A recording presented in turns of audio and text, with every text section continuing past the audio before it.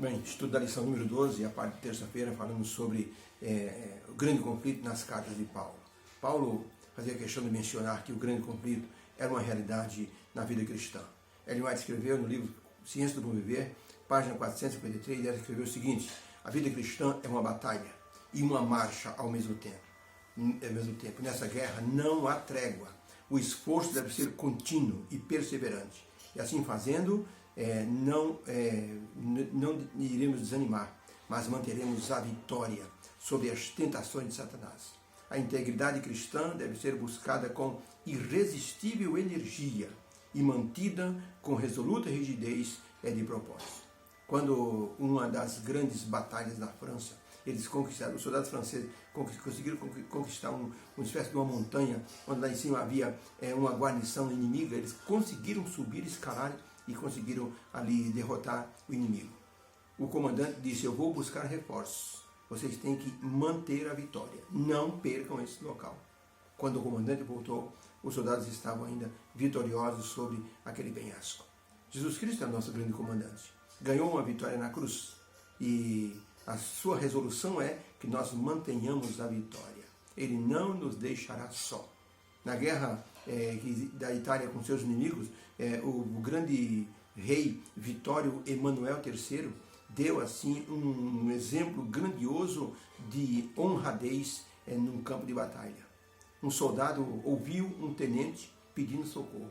Ele tinha sido mortalmente ferido, estava sangrando muito. E o soldado, então, rastejando, conseguiu chegar até o tenente. O tenente disse: olha, eu tenho essa bolsa que está comigo, leve para minha família, eu não vou escapar. Tente fugir daqui, os caminhões já estão indo embora, vamos, vai embora, fuja. Aquele rapaz disse: não, comandante, não, tenente, eu não vou deixar o senhor aqui. Você pode morrer se você tentar me levar para algum lugar, eu vou levar o senhor. E aquele soldado, que era muito forte, colocou o tenente sobre as costas e foi rastejando num local para o outro até chegar na trincheira. Foi um esforço muito grande. Quando ele chegou na trincheira, que ele olhou, os caminhões estavam indo embora. Os amigos diziam: largue o tenente ferido, salva a tua vida, salva a tua vida. Ele disse: não, eu tenho que salvar o tenente. E os amigos foram embora. Quando o moço chegou na trincheira, que ele olhou, o carro que conduziu o rei foi o último a ir embora. Ele abaixou o rosto desanimado e disse: até o rei nos abandonou. De repente, uma mão firme pousou no ombro dele. Quando ele olhou, reconheceu o rei, Vitório Emanuel III. O rei disse: não, meu jovem, o carro foi embora, mas o seu rei está aqui. Nos defenda com o valor que você tem de soldado. E durante todo aquele dia, aquele moço combateu na trincheira, protegendo o rei e o tenente ferido. À noite, um caminhão chegou e conseguiu salvar os três e os levou para um lugar em segurança. O tenente foi para um hospital e eles se lembraram de uma coisa: a presença do rei confortou grandemente o tenente ferido e aquele soldado que lutava sozinho. O nosso grande comandante prometeu que não vai nos deixar sozinho no meio da batalha. Eis que estou convosco todos os dias, até a consumação do século. Na pergunta número 3, nós temos o seguinte enunciado. Em Efésios 6, de 8 a 10, Paulo falou sobre a questão da nossa luta contra as potestades. Ele falou de uma batalha. Ele falou que devemos tomar toda a armadura de Deus para ficar firmes. E ele disse: sede firmes no Senhor. Efésios 6 é um capítulo que fala de uma batalha grandiosa. Agora, a pergunta diz assim: compare Efésios 6 com Romanos 13, de 11 a 14, 1 Tessalonicenses 5, de 6 a 8 e 2 Coríntios 10, de 3 a 8. Compare essas três passagens com Efésios 6. A linguagem é a mesma.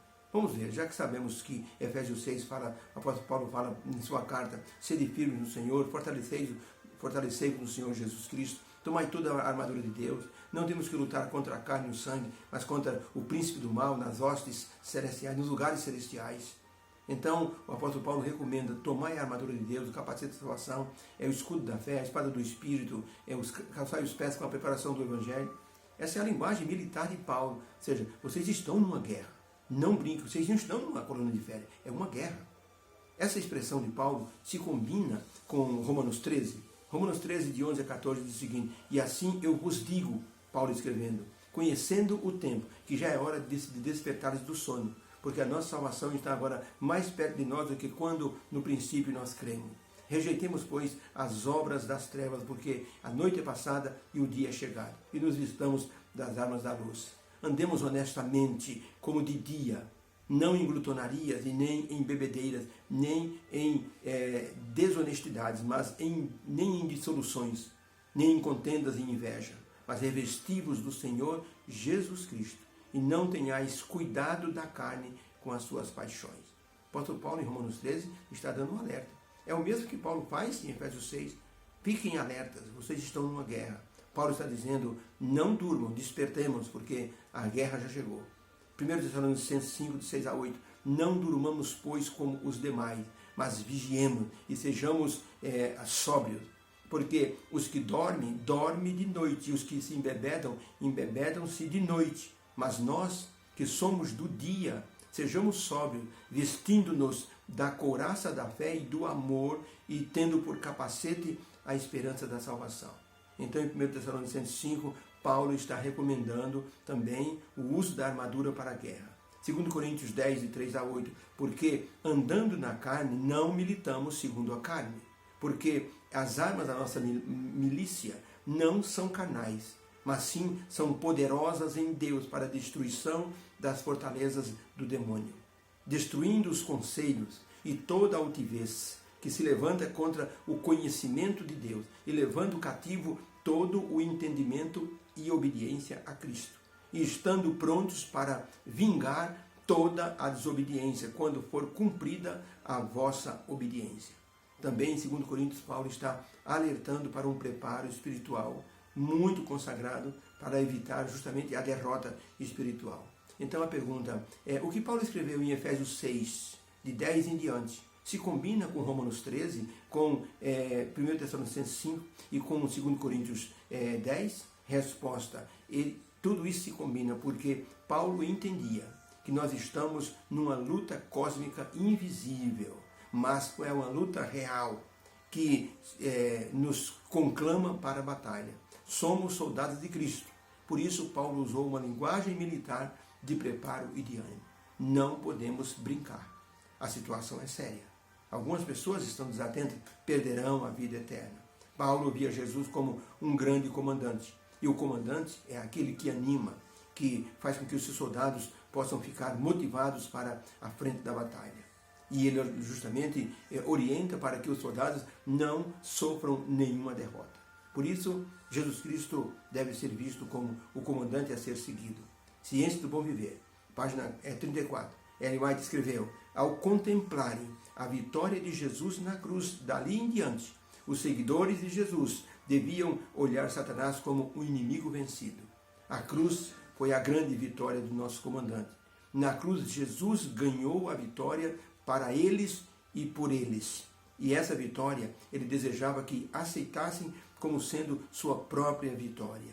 Eia, disse ele, eis que vos dou o poder para vocês pisardes serpentes e escorpiões e toda a força do inimigo, e nada vos fará dano algum. Lucas 12, verso 19. Jesus Cristo, o comandante, deu autoridade para que os seus soldados fossem firmes e vitoriosos. Nenhum dano o diabo pode fazer contra vocês, porque a vitória já está ganha. A capacitação dos soldados da cruz é uma certeza dada pelo apóstolo Paulo aos crentes de Éfeso e aos crentes de todas as gerações, porque se colocaram ao lado de Cristo como soldados da cruz. O poder divino prometido a seus filhos fiéis leva a uma identificação com o vitorioso Jesus. Você é soldado de quem? Soldado de Jesus Cristo. Essa identificação, ela é poderosa, porque Jesus Cristo, o conquistador espiritual, o guerreiro do universo, equipa os seus soldados com uma armadura antiderrota, a não ser que o soldado se fique desatento, aí ele será derrotado. Por isso Paulo diz, despertemos, fiquemos alerta, não durmamos, não nos embriaguemos, fiquemos sóbrios, para que nós possamos divisar o grande conflito. E ele diz, use a armadura contra as astutas ciladas do diabo. Deus nos abençoe.